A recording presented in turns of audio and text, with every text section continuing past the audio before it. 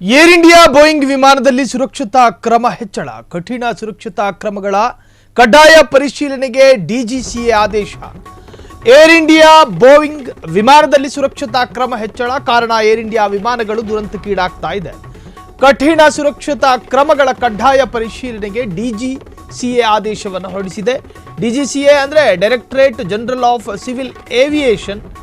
Air ಇಂಡಿಯಾದ ಹಲವು ವಿಮಾನಗಳಲ್ಲಿ ಪದೇ ಪದೇ ತಾಂತ್ರಿಕ ಸಮಸ್ಯೆಗಳು ಕಂಡುಬರೋ ಹಿನ್ನೆಲೆಯಲ್ಲಿ ಸಮಸ್ಯೆ ಎದುರಾಗ್ತಾ ಇರುವಂತಹ ಹಿನ್ನೆಲೆಯಲ್ಲಿ ಕಠಿಣ ನಿರ್ದೇಶನವನ್ನು ಕೊಡಲಾಗಿದೆ. ಹೊಸ ಪ್ರೋಟೋಕಾಲ್ ನಾಳೆ ಮಧ್ಯರಾತ್ರಿಯಿಂದಲೇ ಜಾರಿಗೆ ಬರಲಿದೆ ಎಂದು ಹೇಳಲಾಗ್ತಾ ಇದೆ. ಸೊ ಟಾಟಾ ಗ್ರೂಪ್ ಒಡೆತನದ ಏರ್ ಇಂಡಿಯಾ ವಿಮಾನ ಪರಿಶೀಲನೆ ಕಡ್ಡಾಯ. ಪ್ರತಿ ವಿಮಾನಕ್ಕೂ ಕಡ್ಡಾಯ ನಿರ್ಗಮನ ಪೂರ್ವ ತಪಾಸಣೆ ಮಾಡಬೇಕು. ಬೋಯಿಂಗ್ ವಿಮಾನ ಟೇಕ್ ಆಫ್ ಮೊದಲು ಸುರಕ್ಷತಾ ಪರಿಶೀಲನೆ ಕಡ್ಡಾಯ. ಸದ್ಯ ಏರ್ ಇಂಡಿಯಾ ಸಂಸ್ಥೆಯಲ್ಲಿ 26 ಬೋಯಿಂಗ್ 787 ವಿಮಾನಗಳಿವೆ.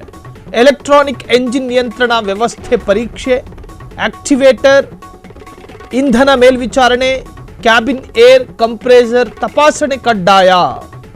ಮುಂದಿನ 2 ವಾರಗಳಲ್ಲಿ ಎಲ್ಲ ಬೋಯಿಂಗ್ ಡ್ರೀಮ್ ಲೈನರ್ ಪರೀಕ್ಷೆಯನ್ನು ಮಾಡಬೇಕು. ಏರ್ ಇಂಡಿಯಾ ಬೋಯಿಂಗ್ ವಿಮಾನದಲ್ಲಿ ಸುರಕ್ಷತಾ ಕ್ರಮಗಳನ್ನು ಹೆಚ್ಚು ಮಾಡಲಾಗಿದೆ. ಅಹಮದಾಬಾದ್ನ ವಿಮಾನ ನಿಲ್ದಾಣದಲ್ಲಿ ಟೇಕ್ ಆಫ್ ಆದ 28 ಸೆಕೆಂಡ್ ಒಳಗಾಗಿ ವಿಮಾನವೊಂದು ಸ್ಫೋಟಗೊಳ್ಳುತ್ತೆ. ಆ ವಿಮಾನ ಏರ್ ಇಂಡಿಯಾ ವಿಮಾನ. ಅದರಲ್ಲಿದ್ದಂತಹ 200ಕ್ಕೂ ಹೆಚ್ಚು ಪ್ರಯಾಣಿಕರು ಅತ್ಯಂತ ಭಯಾನಕವಾಗಿ ಸಾವಿಗೀಡಾಗ್ತಾರೆ. ಮಾಜಿ ಸಿಎಂ ಒಳಗೊಂಡು, ಜೊತೆಗೆ ಆ ವಿಮಾನ ಅಪ್ಪಳಿಸಿದಂತಹ ಕಟ್ಟಡಗಳ ಅಕ್ಕಪಕ್ಕದಲ್ಲಿ ನಿಂತುಕೊಂಡಿದ್ದಂತಹ ಸ್ಥಳೀಯ ನಾಗರಿಕರು ಕೂಡ ಸಾವನ್ನಪ್ಪಿದ್ರು. ಅದಾದ ನಂತರ ನಡೆದಂತಹ ಒಂದಷ್ಟು ಬೆಳವಣಿಗೆಗಳು ಈಗ ಡಿಜಿಸಿಎ ಅರ್ಥಾತ್ directorate general of civil aviation ಒಂದು ಖಡಕ್ ಸೂಚನೆಯನ್ನು ಕೊಟ್ಟಿದೆ. ಏರ್ ಇಂಡಿಯಾದ ಹಲವು ವಿಮಾನಗಳಲ್ಲಿ ಪದೇ ತಾಂತ್ರಿಕ ಸಮಸ್ಯೆಗಳು ಕಂಡುಬರ್ತಾ ಇದೆ. ಈ ತರಹದ್ದೊಂದು ದುರಂತ ಮತ್ತೆ ಸಂಭವಿಸಬಾರದು.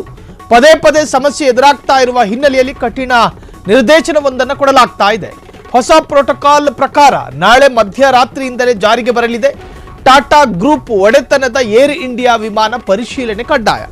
ಬೇರೆ ಕಂಪನಿಗಳು ಏರ್ ಇಂಡಿಯಾಗೆ ವಿಮಾನವನ್ನ ಮಾಡಿಕೊಡುತ್ತೆ. ಅರ್ಥಾತ್ ಪ್ರೊಡಕ್ಷನ್ ನಡೆಯುವಂತಹದ್ದು ಬೇರೆ ಕಂಪನಿಗಳ ಮುಖಾಂತರವಾಗಿ. ಅದರ ರೆಕ್ಕೆಗಳು ಒಂದು ಕಂಪನಿ ಮಾಡಿದ್ರೆ ಅದರ ಇಂಜಿನ್ ಬೇರೆ ಒಂದು ಕಂಪನಿ ವಹಿಸಿಕೊಂಡಿರುತ್ತೆ. ಹೀಗೆ ಬೇರೆ ಕಂಪನಿಗಳು ಏರ್ ಇಂಡಿಯಾದ ವಿಮಾನದ ಬೇರೆ ಬಿಡಿ ಭಾಗಗಳನ್ನು ಮಾಡಿಕೊಡುತ್ತೆ. ಅದರಲ್ಲಿ ಪ್ರಮುಖವಾಗಿ ಟಾಟಾ ಗ್ರೂಪ್.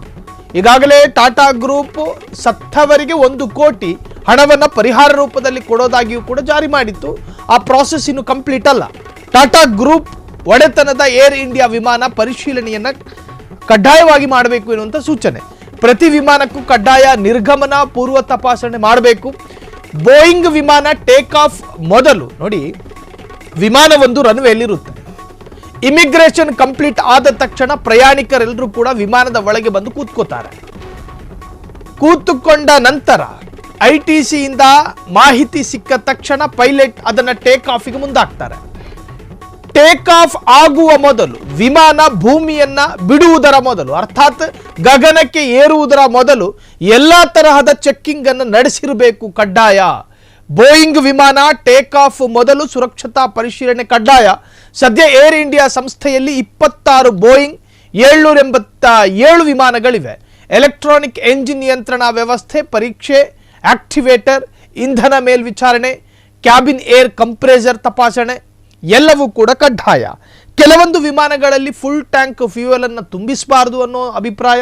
ಮತ್ತೊಂದು ಕಡೆ ಫುಲ್ ಟ್ಯಾಂಕ್ ತುಂಬಿಸಿಯೇ ಹೋಗಬೇಕು ದೂರದ ಸಂಚಾರ ಇದ್ರೆ.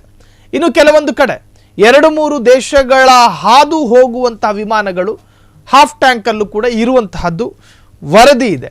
ಸೊ ಹೀಗಿರುವಾಗ ಏನೇನು ಮುಂಜಾಗ್ರತಾ ಕ್ರಮಗಳು ಏರ್ ಇಂಡಿಯಾವನ್ನ ಸುರಕ್ಷಿತ ಪ್ರಯಾಣವನ್ನಾಗಿ ಮಾಡಬಹುದು ಎನ್ನುವಂತಹದ್ರ ಬಗ್ಗೆ ಹೊಸತೊಂದು ಪ್ರೋಟೋಕಾಲ್, ಹೊಸತೊಂದು ಗೈಡ್ಲೈನ್ಸ್, ಹೊಸತೊಂದು ಸುತ್ತೋಲೆಯನ್ನು ನಾಳೆ ಮಧ್ಯರಾತ್ರಿಯಿಂದಲೇ ಜಾರಿಗೆ ಬರೋ ತರಹ ನಿರ್ಧಾರವನ್ನು ಮಾಡಿಕೊಳ್ಳಲಾಗಿದೆ. ಮುಂದಿನ 2 ವಾರಗಳಲ್ಲಿ ಎಲ್ಲ ಬೋಯಿಂಗ್ ಡ್ರೀಮ್ ಲೈನರ್ ಪರೀಕ್ಷೆ ಮಾಡಲಾಗುತ್ತೆ. ಏರ್ ಇಂಡಿಯಾ ವಿಮಾನ ದುರಂತವನ್ನು ತಪ್ಪಿಸೋದಕ್ಕೆ ಈ ತರಹದ್ದೊಂದು ನಿರ್ಧಾರವನ್ನು ಮಾಡಲಾಗಿದೆ ಎಂದು ಹೇಳಲಾಗ್ತಾ ಇದೆ. ಕ್ಷಣ ಕ್ಷಣದ ಸುದ್ದಿಗಳಿಗಾಗಿ ಫ್ರೀಡಂ ಟಿವಿ ಸಬ್ಸ್ಕ್ರೈಬ್ ಮಾಡಿ, ಲೈಕ್ ಮಾಡಿ ಹಾಗೂ ಫಾಲೋ ಮಾಡಿ. ಹೊಸ ಸುದ್ದಿಗಳ ನೋಟಿಫಿಕೇಶನ್ಗಾಗಿ ಬೆಲ್ ಐಕಾನ್ ಮೇಲೆ ಕ್ಲಿಕ್ ಮಾಡಿ.